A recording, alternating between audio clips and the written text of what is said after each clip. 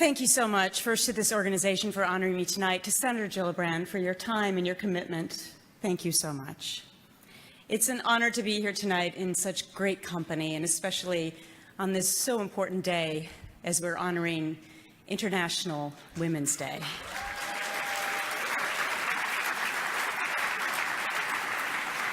For more than 25 years, I've had the privilege of covering the biggest stories all across the nation. But besides being a journalist, I'm also a mom, a musician, an author, a philanthropist, a former Miss America, a sports junkie, and an advocate for women. Since my complaint against my former boss went public 20 months ago, I've added a few other duties to the list.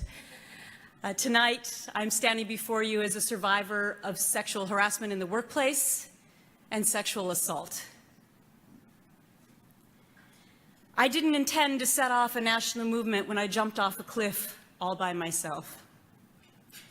Back then, there was no Me Too hashtag, no Time's Up movement, just one woman, me, trying to hold one man accountable.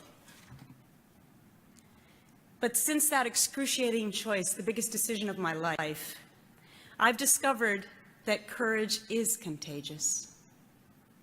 When one woman speaks up, others feel empowered to follow. It's like a chain of inspiration.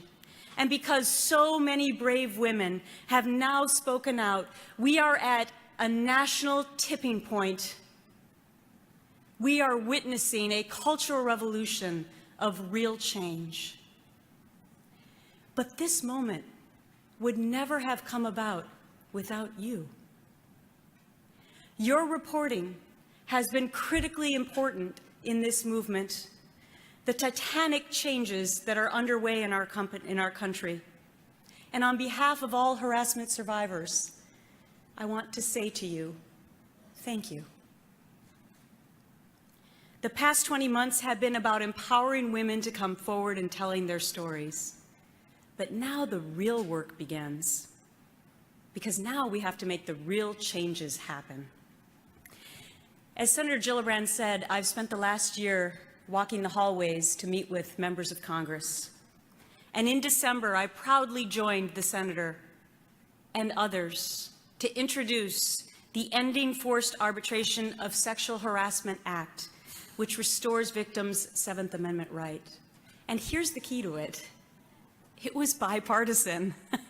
Imagine that, in the House and the Senate on the same day.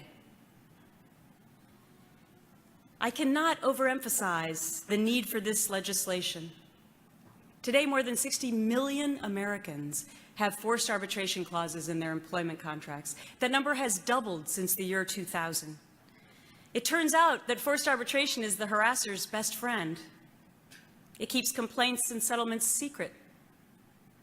It allows harassers to stay in their jobs, even as victims are pushed out and fired. I know Senator Gillibrand and her colleagues are working incredibly hard to get this bill passed, and then it will go to the President's desk. And I'm proud to support their efforts because here's what I've learned and I know.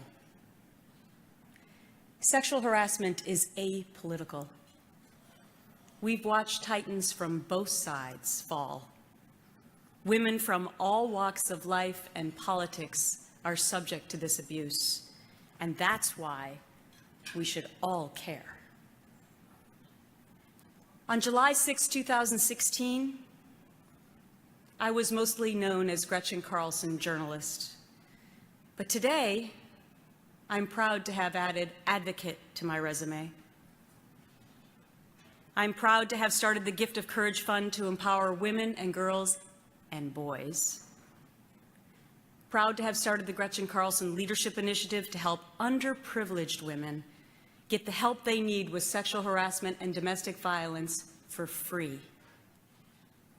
Proud to have recently worked with the iconic Norman Lear as a reporter and EP for the upcoming season of America Divided. Proud to have recently taken on the huge volunteer job of executive chairwoman of the Miss America organization, bringing my Be Fierce movement to almost 100 years of tradition. Stay tuned for changes. But I'm most proud of the role that I have played in my life as a mom and as a role model for my 2 preteen children.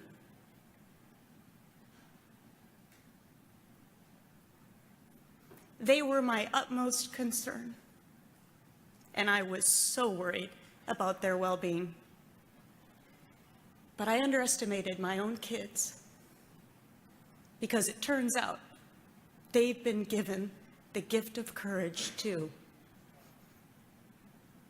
Thank you for this important recognition and for your commitment to reporting the stories of millions of American women who never had their voices heard. Because we will not be underestimated, intimidated, or set back. We will not be silenced by the ways of the past or the establishment. No. We will stand up together, and we will use our voices, and we will show our courage. We will take back our power, and above all, we will always be fierce. Thank you.